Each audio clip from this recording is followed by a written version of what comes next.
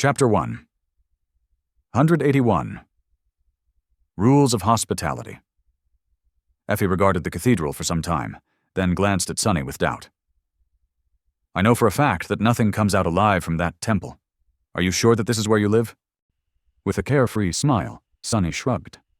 The fact that Effie knew about the danger hiding inside the ruined church did not surprise him.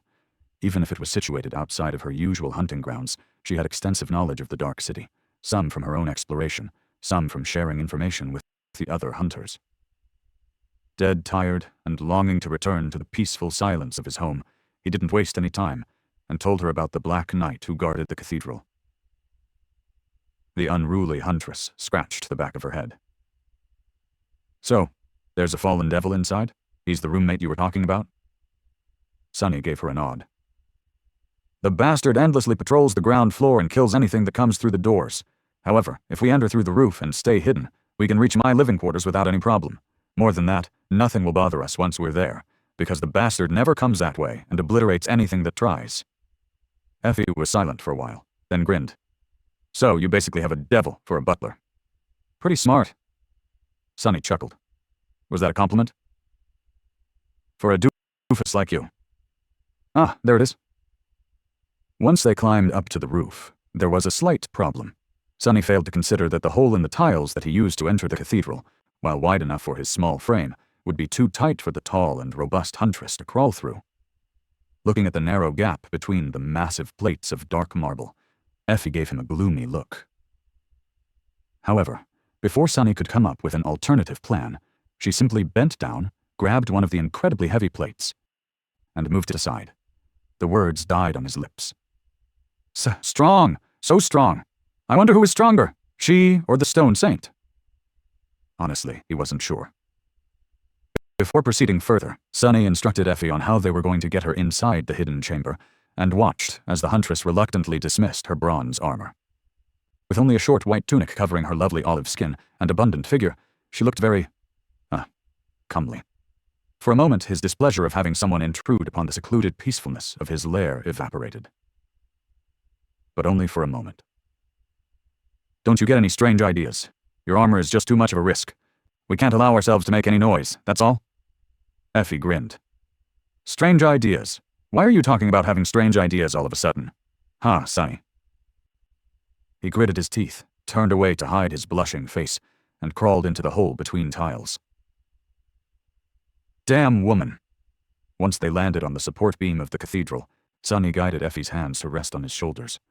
Although the sun was still high in the sky, there wasn't any sunlight around them. Only the floor of the ancient temple beneath them was bathed in it. But even then, large areas of the grand hall were drowned in deep shadow. Only it wasn't really shadow. It was darkness, not one born from the absence of light, but true darkness, one which even his sight could not pierce.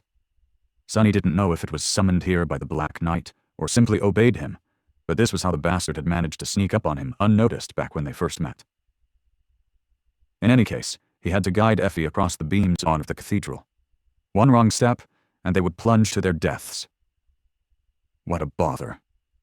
Feeling rather awkward because of how close their bodies were to each other, Sonny quietly sighed and took a step forward. It was hard to concentrate.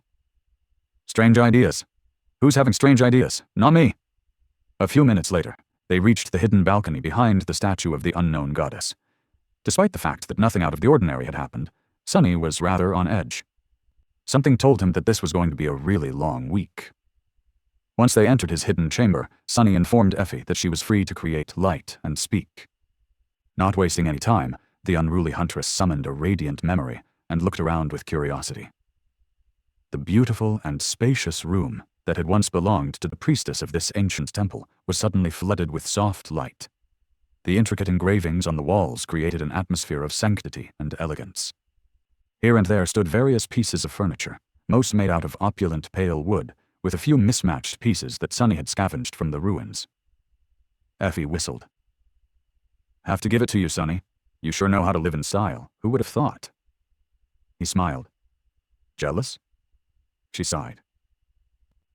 "The important thing is that even if Gunnlaug tracks us here, none of his people would be able to enter, so we're indeed safe." Slightly disappointed, Sonny shrugged. "Well, make yourself at home. I'll show you the back exit and other stuff later. With that, he furtively glanced around and tried to quickly hide a few things from sight to make his home more presentable. If he had known that there was going to be a guest here, he would have cleaned up the mess a little in advance. Not that Effie paid it much attention. She walked around with curiosity, studying the engravings on the walls and ancient furniture. But then, suddenly, Sonny heard a loud giggle coming from behind. Turning around, he saw Effie standing in front of the wardrobe hidden behind a stone panel.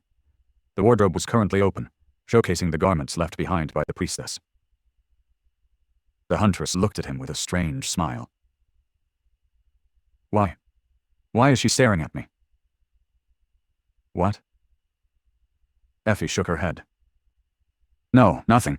It's just, Sonny, when I first saw you, I thought, look at this tiny boy. He's just like a toy. You just want to dress him up like a doll and play with him. Sonny blinked a couple of times, then scowled angrily. Who are you calling tiny? I'm not tiny.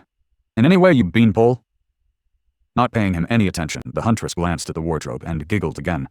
Then, suppressing laughter, she said, Who knew that you were into playing another kind of dress-up, huh? It took Sonny a couple of seconds to realize what she was implying. When he did, he turned bright red from outrage. The nerve! The gall! How dare she! What are you talking about? Those aren't mine. The priestess who lived here before left them behind. Effie nodded a couple of times. Sure, you just happened to have a wardrobe full of pretty dresses. By accident. That's the truth, I never lie. She looked at him with a wide smile. But of course, it must be the truth. I totally believe you. Definitely. Sonny stared at her with his mouth wide open, not knowing what to say. Effie, meanwhile, looked around and innocently fluttered her eyelashes. But Sonny, we have another problem. Gritting his teeth in irritation, he snapped, What is it? She lingered for a few moments, then said teasingly, There's only one bed. Oh, what a predicament. Whatever should we do?